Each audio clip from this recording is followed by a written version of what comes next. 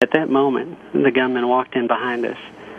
Of course, I didn't know that he was the gunman. I just glanced over my shoulder. Jamie made eye contact with him. She mentioned to me later she saw him holding a guitar case. But we stepped back up to the door of the sanctuary. So he had his gun in this guitar case, holding a guitar case, and I guess it didn't seem out of the ordinary, somebody walking in with a guitar case, because, of course, there's a musical performance going on in the church. Correct. I didn't think anything of it. I don't think anyone else would have. You didn't see his face, but your partner looked right into his face. Correct. Did he say anything? Did he look friendly? Did he have any sort of look to him at that point in time? She said he just had a blank look on his face. You couldn't read any intent there. That's one thing. If this man had walked into any other church, he might have looked out of place. But because we welcome everybody, it could have been anybody. Mm-hmm. And it is a church that welcomes everybody. We've talked about how it is very embracing of gay, lesbian, bisexual, transgender people. You are transgender. You're a lesbian. You run the Transgender Coalition website. I imagine there are many other people, gay, lesbian, bisexual, who belong to the church. There are. We feel right at home there. I mean, there's lots of normative people there, but there are plenty of gays and lesbians as well. And we had read the reports that recently a sign had been put outside in front of the church that would have identified it more as a gay-affirming church. Well, there's a rainbow flag on either side of the front entrance doors, and it simply says, "We welcome all people." And on the back, if you walk into the church, you'll see on the back of that sign, it tells the story of how we were the very first church in Knoxville to allow blacks into our sanctuary.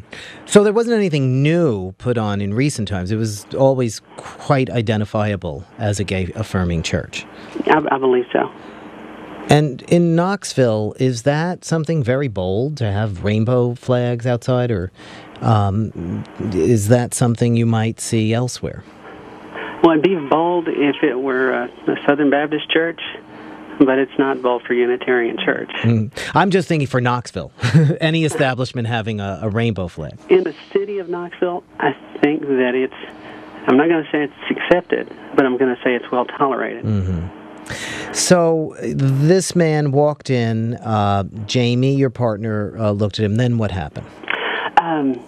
Just as the girl playing Annie finished the last notes of Maybe, and a Miss Hannigan character walked out, who was the evil orphanage person. I heard a loud boom, and everybody's face just went blank. And I mean... And you were looking straight ahead at the time, at the performance ahead of you. Correct. And everyone's face just was ghostly white, but I don't think anybody knew what it was. And many people I've talked to thought it was a sound system malfunction, like a speaker blowing.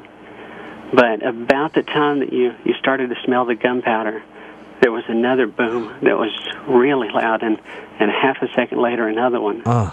And just as that happened, I stepped around the corner to see the source, and that's when I saw John Bosted, who was playing Daddy Warbucks, just enter the other alcove and tackle the man. He hit the floor with two other men on top of him. His shotgun shells went everywhere, and people were screaming. I'm going to say there was chaos, but everybody left orderly out the back of the church, some out the front. It was really horrific. But how many shots were fired before he was tackled? You said you heard one, and then another, and then another. 3. He was trying to reload as he was tackled.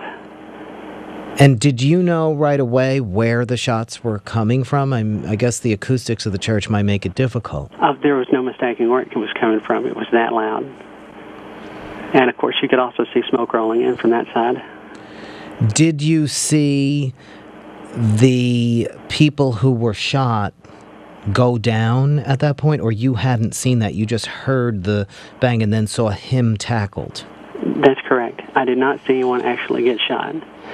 I got to see the aftermath, but I didn't see anyone shot. One of the victims was a man named Greg McKendry. He was somebody very dear to the church. He's been described as a real hero because he basically went and blocked the gunman and took a shot that might have gone and hit other people. That's exactly something Greg would do. Greg was over at our house just a couple of weeks ago. We were having a birthday party for Jamie, and he's somebody that could make you feel really welcome no matter where you are. He was the foster father of a transgender child. That's correct. And a friend of yours. Tell us a bit more about him. About Taylor? About Greg and certainly about the child, yeah. No, Greg used to live in Arkansas where I did. We had a few things in common in that he worked at a chemical plant, and I was a chemist, and I had ordered things from him before, didn't know it. He was working part-time. He was retired and working part-time at the local airport, and he was very active in our church. I think if you were looking for him, you'd most likely find him there. And he was often an usher, right, helping people find a place to sit? That's correct. Most recently, he had spent many days assembling a new library in the church. And volunteering his time. How is it that he became the foster father of a transgender child? Tell us a bit about that. She's actually been in the system for quite some time, and our church had been affiliated with her and had taken her in on occasion. She was about to get sent to another area, and that's when Greg and his wife stepped up and said, no, we want her to stay here with us. How old is Taylor? Is that her name? Yes, 16. And was she actually then living with Greg McKendry and his wife in the home? Yes, she is currently. How did it feel when you found out that the shooter had targeted the church because of hatred of gays and liberals? All day long I wanted to know why this happened, and I had told my friends, I want to know why. Is it because there's gays here? I felt a small sense of relief when the police read portions of his letter, but at the same time, I was angry not at him, but at the people that were feeding his hate. And then we would learn it was Michael Savage and Sean Hannity and Bill O'Reilly, and who, of course, are inspired by legions of other Christian evangelists who are embraced by politicians. That had to be something enraging to hear. Yeah, I mean, you're never going to hear those particular people come right out and say to go kill somebody because they're a liberal or a gay. But they can get as close as possible, but without saying it. And this man, people want to say it's a terrorist act. I think it's misplaced vengeance. We know that he had lost his job and couldn't find work. We know that his food stamps were about to be cut. But he wanted to take out his pain on somebody he thought was causing it. And we weren't the ones causing it. It was actually the people that he was listening to.